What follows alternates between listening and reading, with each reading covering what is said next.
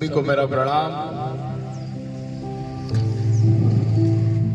कि क्यों पूछते हैं लोग कि जीवन में परेशानी क्यों है, हर लम्हा नई समस्याओं की कहानी क्यों है। याद करो वो दिन जब हमने अरमानों की सूची बनाई थी और एक सफल जीवन जीने की रुचि दिखाई थी।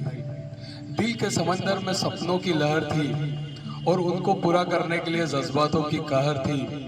कि इसलिए कि जब अरमानों के पेड़ पर सफलता के फूल लगेंगे तो कुछ कांटे भी आएंगे जो कभी हमें हंसाएंगे तो कभी हमें रुलाएंगे, और इस तरह फूल और कांटों के साथ जिंदगी बिताएंगे।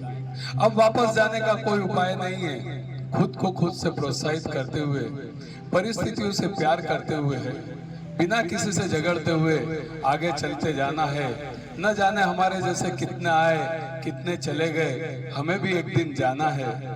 पर सुना है कि आत्मा अमर है, और जब आत्मा अमर है तो काहे का डर है।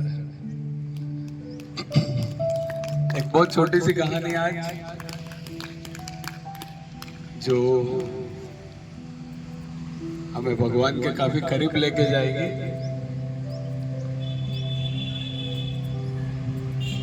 दोपहर का वक्त था। एक छोटा सा बच्चा, 7-8 साल का एक बच्चा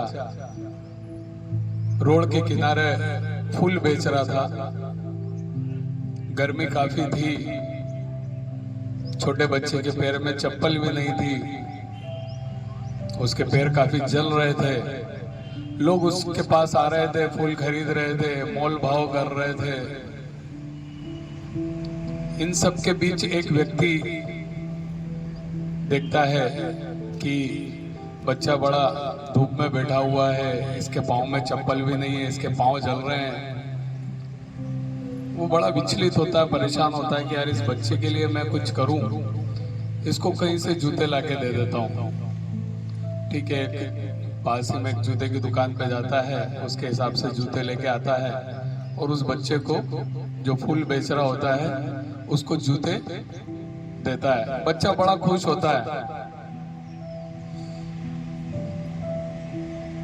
और धन्यवाद देता है और बोलता है कि क्या आप भगवान हो। तो वो जो आदमी जो जूते लेके आता है बोलता नहीं नहीं, मैं कोई भगवान नहीं हूँ, ऐसा कुछ भी नहीं है। तो बोले तो फिर आप जरूर भगवान के दोस्त होंगे। क्यों? क्योंकि मैंने कल ही भगवान से प्रार्थना की थी, भगवान से मांगा था कि मेरे पाँव बहुत जलते हैं, धूप में मैं बैठ नहीं पाता हूँ, तो कृपया मुझे कहीं से जूते दिलवा लो। और देखिए आज आप जूते लेके आ गए तो आप भगवान के दोस्त हुए। वो जो अंकल थे सामने वाले, उनकी आंखों में भी पानी आया और मुस्कुराते हुए वो वहां से चले गए। और जाते जाते उनके दिमाग में केवल एक ही बात आई कि भगवान का दोस्त बनना इतना मुश्किल भी नहीं है। बहुत छोटी सी कहानी जो हमें सिखाती है कि प्रकृति के दो ही नियम हैं। इस प्रकृति के दो ही नियम हैं, या तो हम किसी को देके जा सकते हैं या छोड़कर जा सकते हैं, पर साथ ले जाने की कोई व्यवस्था नहीं है। यही इस कहानी का सार है। यही इस कहानी से शिक्षा मिलती है कि जब भी मौका मिले, भले ही छोटा ही सही, कैसा भी छोटी ही सही, पर किसी की मदद जरूर करें। अगर भगवान ने आपको इस काबिल बनाया है कि आप किसी की मदद कर पाए, तो इससे बढ़िया और क्या बात है। तो जब भी मौका मिले, छोटी ही सही पर किसी की मदद जरूर करें।